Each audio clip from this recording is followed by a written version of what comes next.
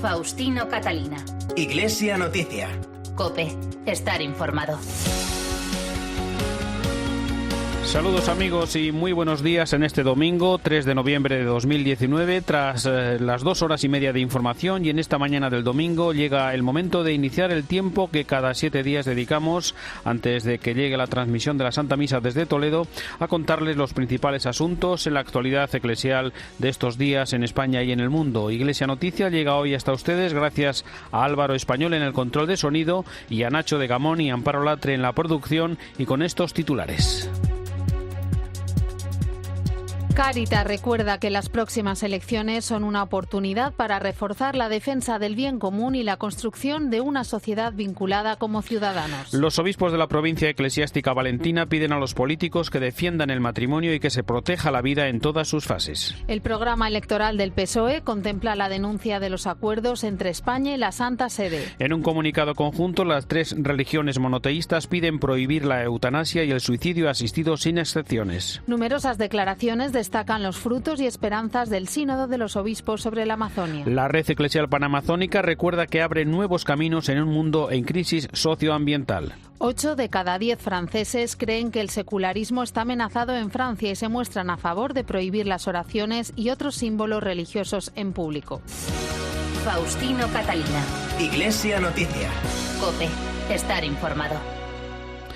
Estamos a una semana, a 7 días de la próxima convocatoria electoral, unas elecciones generales que llegan tras 6 meses en los que los partidos políticos fueron incapaces de ponerse de acuerdo para formar gobierno y 6 meses en los que la situación económica en nuestro país ha empeorado, así como las previsiones de futuro, según los datos conocidos estos últimos días. En el informe FOESA que en estos meses se ha conocido y que Cáritas ha presentado en las distintas comunidades autónomas, se reflejan las situaciones de vulnerabilidad que sufren cientos de miles de personas y que pueden empeorar con una nueva crisis económica. Por eso, ante la nueva convocatoria electoral, Cáritas Española ha recordado la necesidad de medidas políticas urgentes para rescatar a la sociedad expulsada. Ana Abril es la coordinadora de incidencia y comunicación de Cáritas. Queremos recordar la situación de exclusión social de gran parte de la sociedad.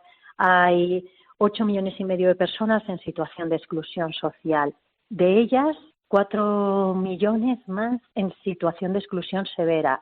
Y dentro de esas personas en situación de exclusión severa hay una parte de la sociedad que llamamos la sociedad expulsada, 1.800.000 personas en las que concurren muchísimas problemáticas y dificultades sociales. ¿A qué llamamos en estas elecciones? A que los partidos políticos pongan la mirada, el foco, las prioridades en las personas que están en situación de exclusión y que apliquen legislación y políticas públicas decididas para que estas personas puedan incorporarse a la sociedad. Y la segunda parte es una sociedad que está en situación de integración, pero de integración precaria, muy cerquita a la línea de la exclusión social. Hay casi 6 millones de personas en esta situación. Si volviera una crisis, una recesión económica, estas personas pasarían de la integración a la exclusión. Y esto nos habla del modelo social. Necesitamos cambiar nuestra estructura social, que nuestro estado de bienestar, los derechos a la salud, a la vivienda, al empleo, a la protección social, estén garantizados para protegernos como sociedad en momentos en los que la situación económica pueda ser peor. Cáritas recuerda que las próximas elecciones son una oportunidad para reforzar la defensa del bien común y la construcción de una sociedad vinculada como ciudadanos y seres humanos. Y para hacerlo realidad, hace algunas propuestas concretas que nos recuerda Ana Abril. En primer lugar, protección social, una garantía de ingresos mínimos, que no haya familias sin ningún ingreso en nuestro país, que todas las familias puedan recibir un mínimo digno para vivir. En segundo lugar, el tema de la vivienda, que estamos constatando todos los días que el salario cada vez es más bajo y la precarización en el mercado laboral es muy alta y, sin embargo, los precios de la vivienda la convierten en inaccesible para muchas personas. Y luego 2 realidades que Cáritas siempre tiene presentes. Las migraciones, debemos garantizar los derechos humanos de las personas migrantes, y el desarrollo. Debemos ser un país comprometido con el desarrollo de todos los pueblos, con políticas de cooperación decididas y con el cuidado, ¿no?, de la tierra, de la casa común, con cualquier ley, iniciativa de cambio climático. Los obispos de la región levantina han publicado un comunicado ante los comicios del próximo domingo en el que recuerdan los asuntos que deben ocupar un lugar prioritario a la hora de emitir el voto. Nos lo cuenta desde COPE Valencia Luis Agudo. En esta nota en la que los obispos piden que se recen por todos los gobernantes y políticos, en especial por los que se presentan y salgan elegidos en las elecciones, ruegan para que promuevan los políticos siempre el bien común y la justicia para todos y no se dejen llevar por el interés particular o partidario, pero también para que sean defensores del matrimonio natural como lugar natural del nacimiento de nuevas vidas y de la familia, célula básica de la sociedad. Expresamente piden los prelados oraciones para que los políticos que salgan elegidos respeten y garanticen el derecho originario y prioritario que asisten los padres para educar a sus hijos según sus convicciones más profundas, y luego también para que protejan siempre los políticos el don más precioso que tenemos, que es el de la vida humana en todas sus fases. Por último, los obispos de la provincia eclesiástica piden a Dios para que nuestros políticos sean artífices de la paz, la convivencia, la concordia y el progreso de todos los españoles, pero también para que promuevan la acogida e integración de los inmigrantes que buscan aquí una vida mejor y más segura, y ruegan al final para que nuestros gobernantes y políticos garanticen y defiendan la libertad religiosa individual para la Iglesia católica y las distintas confesiones religiosas, con el fin de que se pueda ejercitar y vivir la fe en privado y en público sin coacción ni menosprecio. Y les contamos ante las elecciones generales del próximo domingo que el programa electoral del PSOE contempla la denuncia de los acuerdos entre España y la Santa Sede, también la recuperación de los bienes matriculados indebidamente por la Iglesia tras la revisión de las inscripciones en el registro de la propiedad. Nos lo cuenta Ricardo Rodríguez. Buenos días. Buenos días. En efecto, el PSOE aviva el viejo mantra de denunciar los acuerdos entre España y la Santa Sede. La propuesta había quedado aparcada en el programa electoral de abril, hace apenas 6 meses, pero ahora los socialistas vuelven a la carga, como ya hicieron en las citas con las urnas de 2015 y 2016. Fue igualmente una de las grandes promesas de Pedro Sánchez en su batalla interna por recuperar la Secretaría General, y hasta así se destacó una vez reelegido en las resoluciones del Congreso Federal que dedicaban un apartado de medidas a la construcción de una sociedad laica. Aquel Sánchez volvió a cambiar de tercio al alcanzar el poder, hasta el punto de reconocer ya al frente del Gobierno en una respuesta parlamentaria por escrito la imposibilidad de derogar tales acuerdos al tener un carácter de convenio internacional, recordando por añadidura que los poderes públicos estaban obligados a cumplirlos e interpretarlos conforme a la Constitución. Ahora Sánchez recupera su guiño laico. Y en un desayuno informativo, el obispo de Vitoria, Juan Carlos Elizalde, ha manifestado su preocupación por la situación dramática que sufren los centros de enseñanza concertados, algunos de los cuales han cerrado sus puertas. Nos lo cuenta desde COPE Bilbao José Luis Martín. Buenos días. Buenos días. El obispo de Vitoria, Juan Carlos Elizalde, participaba este martes en un acto en Bilbao en el que, entre otras cosas, defendió el importante papel de la Iglesia en la sociedad a todos los niveles. Ponía como ejemplo ya no solo la labor sociocaritativa de la Iglesia, sino también los más de 3.200 millones de euros que ahorra el Estado solo en educación a través de la gestión de los colegios concertados de orientación religiosa. Elizalde aseguraba además que el hecho religioso no goza de mala salud, a pesar, decía, de las pulmonías que puedan afectar a algunos países de Occidente. También criticó, eso sí, la tendencia que trata de encerrar lo religioso en la intimidad del hogar en nuestro país. Juan Carlos Elizalde. Hay en nuestro país una tendencia que trata de encerrar lo religioso en la intimidad del hogar, del templo y de la conciencia, negándole los derechos sociales que tiene esta dimensión de la persona. Es innegable, esta es una gran aportación de lo religioso, que lo religioso es un factor motivacional, dinamizador, multiplicativo. Añade un plus de motivaciones para amar, perdonar, trabajar, asumir el dolor o ser feliz. Para el obispo de Vitoria, la sociedad reclama a las distintas organizaciones religiosas una sensibilidad que contribuya a responder positivamente a los principales retos sociales de cada momento. Faustino Catalina. Iglesia Noticia. COPE. Estar informado. Congreso Católicos y Vida Pública. Necesitamos libertad para elegir la educación de nuestros hijos, un derecho fundamental e irrenunciable de los padres. Este derecho está restringido en muchos países y tampoco en España es una realidad plena que todos puedan disfrutar. Por eso te invitamos al 21º Congreso Católicos y Vida Pública bajo el título Libertad para educar, libertad para elegir. Se celebrará el 15, 16 y 17 de noviembre en Madrid. Infórmate en congreso.cu.es. Participa, es tu derecho. En UMAS llevamos 35 años asegurando instituciones religiosas y entidades de labor social. La especialización es uno de nuestros mejores valores. Queremos escucharle y formar parte de su proyecto. UMAS, su mutua de seguros. Faustino Catalina. Iglesia Noticia. COPE. Estar informado.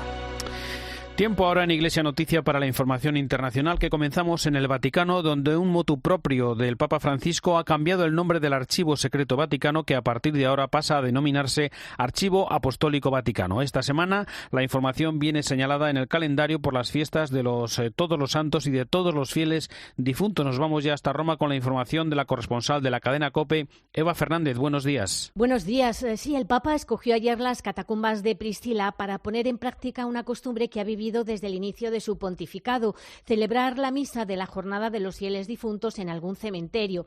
Tal como él mismo confesó, era la primera vez que visitaba unas catacumbas, un lugar que le sirvió de inspiración para una homilía en la que recordó que hoy en día los cristianos están siendo más perseguidos que los primeros siglos del cristianismo.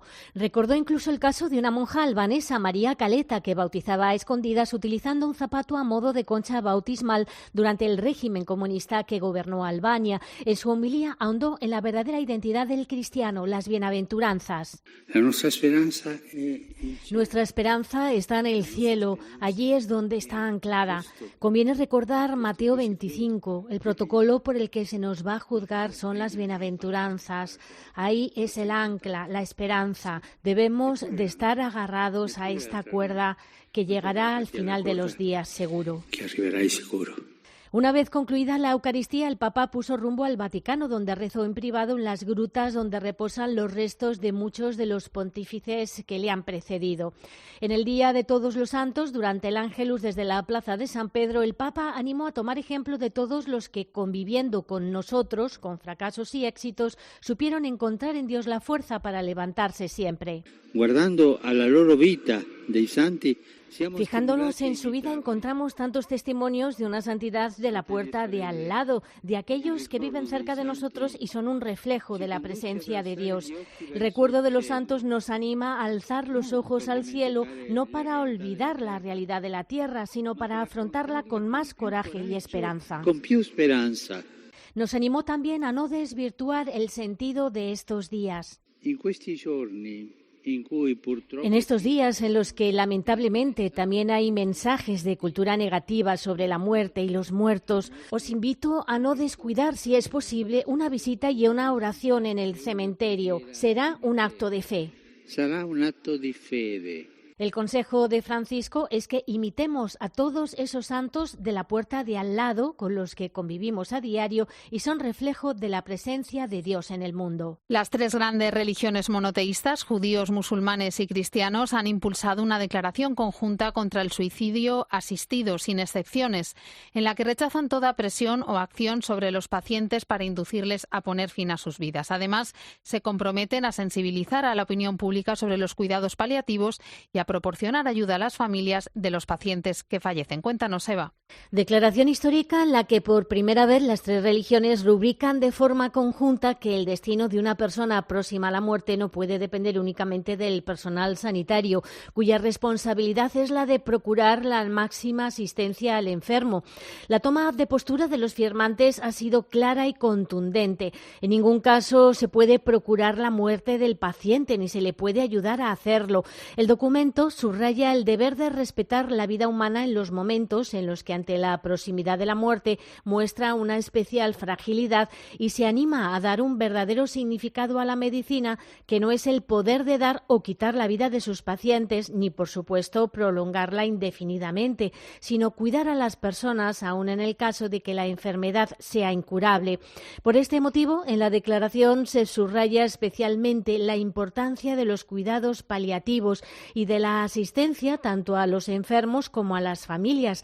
Tras la firma del documento pudieron entregárselo al Papa. Entre los firmantes se encontraba el jeque bin Bayat, un intelectual de renombre en el mundo sunita, el rabino David Rosen y un representante del patriarca ortodoxo de Moscú. La iniciativa partió precisamente del rabino Abraham Steinberg, experto en bioética y miembro de la Pontificia Academia por la Vida. Y recordamos también, Eva, que el miércoles durante la audiencia general se devolvió a Argentina una imagen de la Virgen de Luján que estuvo en la Guerra de las Malvinas en una semana en la que se ha celebrado en Roma el 5º Congreso de Capellanes Castrenses. Sí, el Papa fue testigo de este momento histórico. Argentinos y británicos unidos gracias a una imagen de la Virgen de Luján que perteneció a las tropas argentinas durante la Guerra de las Malvinas y que podrá regresar al país después de 37 años. El ejército británico se la llevó al Reino Unido y tras perderse la pista la encontraron en la Catedral Militar Católica de una localidad cercana a Londres, un lugar que se había convertido en meca de oración para los caídos de ambos bandos. En la ceremonia de entrega participó el excapellán del ejército argentino Vicente Martínez Torrens. Esa imagen nos acompañó en todas las misas que hicimos en esos 74 días que duró la contienda, ¿no? Para nosotros, que es retornarla a casa, es grande porque significó mucho.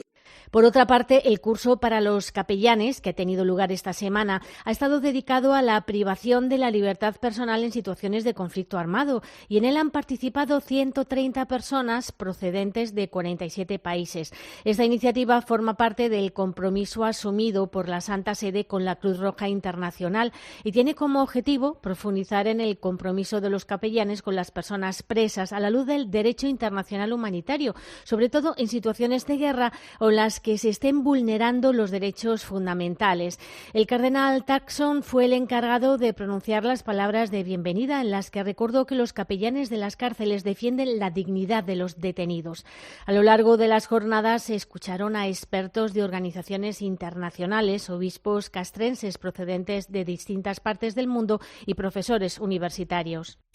Gracias, Eva. Continuamos con la información internacional en esta semana con los ecos de la clausura del Sínodo de los Obispos sobre la Amazonia. La red eclesial panamazónica ha publicado un mensaje en el que define la Asamblea como una experiencia inédita de caminar juntos que ha transformado a la Iglesia desde los dones de las periferias. Añade que es tiempo de cambiar por la vía de la sinodalidad y, sobre todo, en la escucha atenta a las voces del territorio, porque la fase final del Sínodo comienza ahora, llevando la esperanza a los pueblos y comunidades amazónicas. Uno de los presidentes del Sínodo, el cardenal Baltasar Porras, arzobispo de Mérida y administrador apostólico de Caracas, habló en 13 Televisión de la universalidad de este sínodo.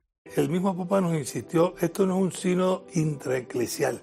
Y lo importante de este sínodo es que todo lo que fueron los diagnósticos que se hicieron se compartan con los gobiernos, con las instituciones multilaterales, con los empresarios, con gente de todos los sectores, porque el ambiente integral, que incluye no solo lo que nos rodea, sino también a nosotros mismos como pueblo, pues si no hay una equidad en eso y un compartir lo que son esos bienes de la tierra, lo que vamos a traer es mayor pobreza y mayor exclusión. También se refirió el cardenal Porras al contenido del documento final aprobado con estas palabras. Yo creo que todo el documento es polémico. Llamarnos a toda la conversión cuando ninguno queremos cambiar. Nos cuesta cambiar culturalmente porque uno piensa que su cultura es la mejor y es la única y ve a lo mejor por encima del hombro pues a la otra. El cambio de una cultura también ecológica, entrar en ese diálogo nuevo, distinto con la sociedad, por eso se habla del pecado ecológico, por eso se habla de la dimensión ecológica de la evangelización. Entonces, no absoluticemos nada, sino que busquemos qué es lo que nos une para que podamos tener lo que tanto anhelamos, que haya paz en el mundo y que haya una posibilidad de convivencia. Y por eso, lógicamente, que este documento final o que este sínodo es y será y seguirá siendo polémico. Y seguirá siendo una especie de espina que nos empuja a descubrir una serie de elementos en un mundo que está en cambio y que requiere de nosotros una actitud distinta. En el espejo de COPE estuvo el dominico y obispo del Vicariato Apostólico de Puerto Maldonado, en Perú, David Martínez de Aguirre, también secretario especial del Sínodo, que nos habló de la atención pastoral en aquel territorio de misión. Ocurre que en estos lugares la Iglesia amazónica ha ido dando respuestas pastorales a estos retos, a estas realidades, de tal manera que existen los laicos o existen diáconos permanentes que se ha ido trabajando en una labor bonita de inculturación. Ocurre también las religiosas que están en muchos sitios apartados y son ellas las que están llevando la pastoral, son ellas las que están organizando los procesos pastorales, las que atienden ministerialmente al pueblo de Dios por la ausencia de sacerdotes. Entonces, los obispos como pastores, y hablábamos estos días, de cómo, bueno, por un lado, el reconocimiento formal a esos ministerios que realmente se están dando en la Amazonía, pero que no tienen un reconocimiento institucional. Varios expertos que trabajan en organizaciones sociales y eclesiales de la región amazónica y que han tomado parte en las actividades del sínodo participaron en Madrid en una mesa redonda organizada por Manos Unidas con la que colaboran. Alberto Franco forma parte de la Comisión de Iglesias y Minería y Justicia y Paz en Colombia. Yo estoy convencido que Dios es padre y madre, que quiere que sus hijos vivan bien y que la casa y la creación y la finca sea para todos los hijos, y que creo que Dios no aguanta que uno se quede con todo y los otros aguanten hambre. Entonces lo que hay que decir, mire, la parcela de la familia está en riesgo. Y yo no me puedo hacer el bobo diciendo que eso no me toca a mí, porque es que luego me van a preguntar a la hora definitiva, oiga, ¿y dónde está su hermano? Esa es la pregunta, ¿no? ¿Qué hiciste con él? Y Jesús de Nazaret tiene un problema, repite constantemente, ámense unos a otros. Y en ese los otros no eran solo los de mi grupo, los de mi religión, los de mi partido, y resulta que él incluye a los leprosos, a los pecadores, y entonces tendríamos que preguntarnos hoy quiénes son los leprosos y las leprosas, quiénes son los pecadores. En el sínodo también estuvo Lucero Guillén, de Perú, que defiende el territorio para los indígenas frente a los grandes proyectos de extracción de minerales. Lo bueno es que las iniciativas se están dando y tenemos que generar más propuestas, irlas fortaleciendo para ir rompiendo barreras. Se tiene que ver de otra manera los territorios amazónicos para que no siga dándose lo que hasta hoy se ha dado. ¿Qué ha significado hasta ahora la intervención de las empresas nacionales y las multinacionales? Solamente el desastre. Entonces, hay cosas que se tienen que ir mejorando, y se ha hablado del consumo. En la medida en que nos hagamos menos dependientes de tantas cosas, yo creo que también muchas empresas van a ir cambiando sus estilos, sus maneras de operar. Pienso que hay muchas instituciones, muchas organizaciones que van tejiendo nuevos caminos y hay un nuevo despertar, y lo que sí es cierto con respecto al futuro de las nuevas generaciones. Tenemos que ser honestos que se lo hemos fregado el futuro, y tenemos que ser humildes de agachar la cabeza y poner correctivos ya. Y cerramos estas aportaciones y opiniones sobre el Sínodo de la Amazonía con el comentario desde Roma de nuestro colaborador Antonio Pelayo. Buenos días. Buenos días. Hay muchas razones para afirmar que el Sínodo amazónico clausurado por el Papa el pasado domingo ha sido un éxito total. Todos los participantes con los que he podido hablar han coincidido en destacar el clima de absoluta concordia que ha reinado durante estas 3 semanas. No ha habido tensión alguna ni contrastes entre grupos enfrentados. Ha sido un diálogo abierto y fraternal, facilitado por el hecho de que la inmensa mayoría de los participantes provenían de los países amazónicos. Fruto de esa atmósfera positiva ha sido el documento final. Sus 112 párrafos fueron aprobados con unas votaciones que en muchos casos rondan la unanimidad y, desde luego, todos superaron la requerida mayoría de 2/3. Solo 3 puntos registraron un alto número de votos negativos que no impidió, sin embargo, su aprobación. Los referidos al diaconado permanente de la mujer, a la ordenación sacerdotal de diáconos permanentes y la creación de un rito amazónico. El Papa Francisco ha salido muy satisfecho de este sínodo y así lo manifestó en su discurso de clausura, y lo confirmará en el documento posinodal que ha prometido publicar antes de que acabe el año. En él asumirá las conclusiones que han germinado en estos días de octubre y las convertirá en líneas de acción. No se quedará atrás, más bien pienso que tomará la delantera, como ya ha sucedido en otras ocasiones. Como dijo, ha recogido el guante y no lo va a dejar caer en el olvido. Quizás estos resultados tan positivos no han trascendido a la opinión pública como hubiera sido de desear. Los medios de comunicación han sido parcos a la hora de informar sobre el sínodo, o, como dijo el Papa, se han fijado más en la cosita que en la cosa, es decir, en lo coyuntural en vez de lo esencial y fundamental. En su descarga puedo decir una vez más que el sistema vaticano de información es sensiblemente mejorable. Desde Roma les ha hablado Antonio Pelayo.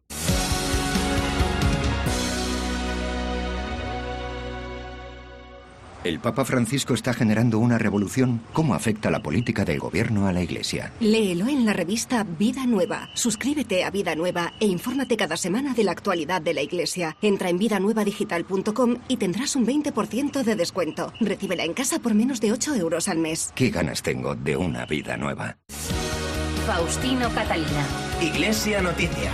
COPE. Estar informado.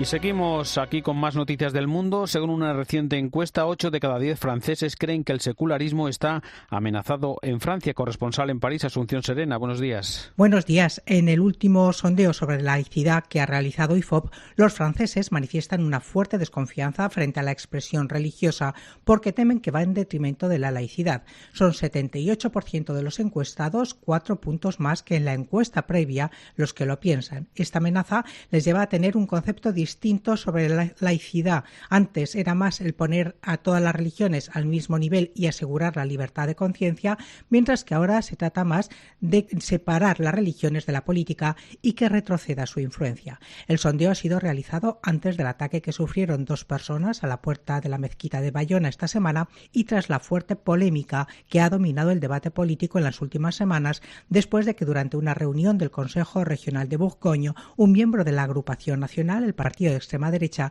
arremetiera contra una mujer que acompañaba a un grupo de escolares porque llevaba velo. Según los consejeros de la agrupación nacional, se trataba de una provocación islamista.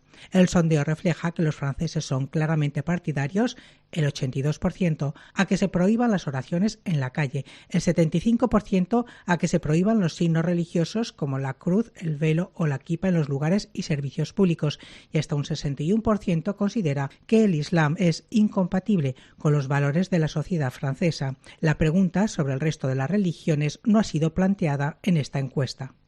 Nos vamos ahora hasta el norte de África, concretamente hasta Argelia, con otras noticias sobre movilizaciones y protestas tras el cierre de algunas iglesias. Nos lo cuenta la corresponsal de COPE, Beatriz Mesa. Los cristianos argelinos no pueden celebrar su culto en la iglesia protestante más importante del país. El Estado decidió cerrarla de un día para otro. El problema es que las autoridades han decidido también repetir la misma escena de cierre con otras iglesias del país. La pregunta es ¿por qué? Y ahora, de momento no hay ninguna información pública respondiendo a esta decisión, lo que ha generado un clima de tensión en la comunidad cristiana cuyo futuro dice que corre peligro. De hecho, los cristianos se han movilizado en los últimos días al grito de libertad de culto sin intimidación y los musulmanes se han sumado también a estas protestas en solidaridad con la comunidad cristiana. Le hemos preguntado al arzobispo de Rabat, Cristóbal López, y no ha ocultado su profunda preocupación. No entendemos el motivo del cierre de la iglesia. En Argelia siempre ha habido muchos argelinos cristianos protestantes que han practicado libremente el culto en público y no a escondidas. Tampoco sabemos sobre qué ley se han basado las autoridades para dar orden al cierre. Según Cristóbal López, el arzobispo de Rabat, había una reunión prevista de cristianos este mes en Argelia, pero ha sido suspendida porque el Estado no ha concedido los visados. Esta es una nueva prueba de un cambio de paradigma de la comunidad cristiana en este país del norte de África.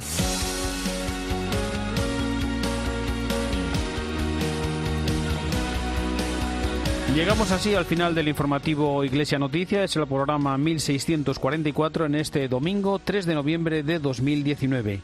Y aquí en COPE llega ya la última hora de la actualidad en España y el mundo y después la Santa Misa. En nombre de todos los que hacemos este tiempo de radio, el saludo de Faustino Catalina.